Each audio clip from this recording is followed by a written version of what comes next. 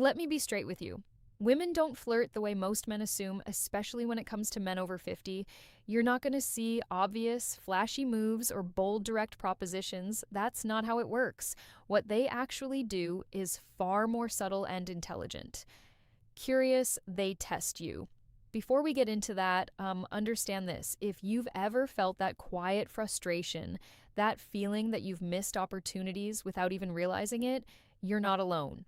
A lot of men have been there. They assume interest isn't there, when in reality, they just didn't recognize it. Here's the truth most guys get wrong. They believe that once they hit a certain age, they fade into the background, that women stop noticing them, stop desiring them, exhales. That couldn't be further from reality. In many ways, maturity increases your appeal, confidence, experience, emotional stability. These things matter more than youthful looks. The real issue is not your value, it's your awareness. Women rarely come out and say exactly what they want. Social expectations still shape how they express desire, so instead of being direct, they communicate through layered, indirect signals. And when a woman is genuinely interested in a mature man, she often uses specific questions that sound casual but carry deeper meaning. One of the most important ones sounds completely harmless. Do you spend a lot of time alone? On the surface, it feels like small talk, but it's not. What she's really trying to understand is whether you're available, whether there's space in your life for someone new, whether she could step into that space. She's not asking for a schedule breakdown. She's checking if there's an opening, emotionally and physically. You might hear it phrased differently. Maybe she asks if you enjoy being on your own, or if you're usually home by yourself, or if you prefer solitude. Different words, same intention. And this is where most men lose the moment. They answer too literally. They treat it like a factual question instead of what it actually is, an invitation wrapped in curiosity. They respond with something flat, like explaining their routine or confirming they're always alone. That kills the energy instantly because it ignores the subtext. A man who understands what's really happening responds differently. He doesn't overshare and he doesn't shut it down. He leaves room for intrigue. He signals openness without sounding needy. Something like enjoying his independence but appreciating the right kind of company. Something that suggests selectiveness, not loneliness. That subtle shift changes everything. Instead of sounding like a man explaining his situation, you come across as a man who has options and chooses carefully, and that's the difference. It's not about saying more, it's about saying it with awareness. When you respond in a way that shows you're open but not desperate, something shifts. You're not chasing anymore. You're creating curiosity. You're letting her feel like she could be that interesting company you mentioned without handing it to her too easily. That subtle tension is what pulls her in. A man who understands this doesn't need to be loud or obvious. He just knows how to communicate between the lines. But there's another moment that matters even more.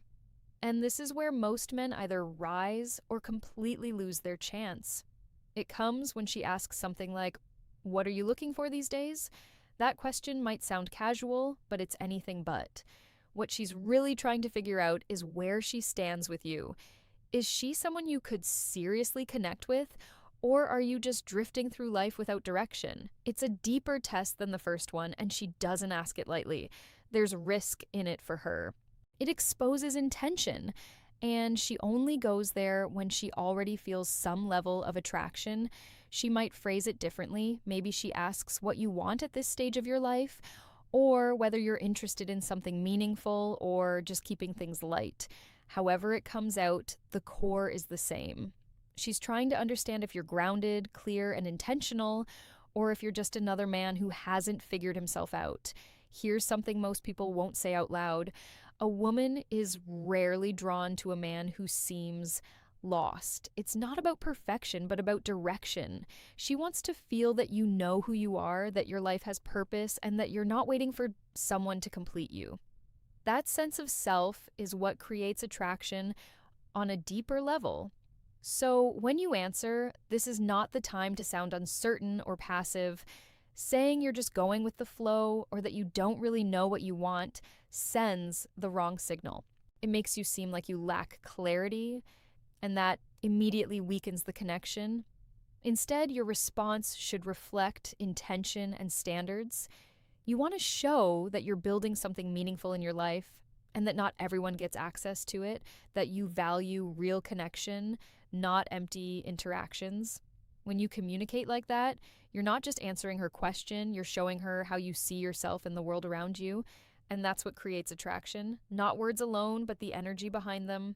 You demonstrate that you're selective, that you have boundaries, and that you don't settle. That naturally makes you more intriguing because now she feels like she has to meet your level, not the other way around. At the end of the day, when she asks these kinds of questions, she's not just gathering information, she's feeling you out. She's trying to sense your confidence, your awareness, and whether you can recognize what's really happening beneath the surface. Most men miss it completely. They take everything at face value and wait for something obvious that never comes. But the truth is, the signal was already there, just delivered in a more subtle way. Once you start recognizing these patterns, everything changes. You stop second guessing and you start responding with intention. And the next time you're in that moment, you won't hesitate. You'll understand exactly what's being communicated without a single direct word.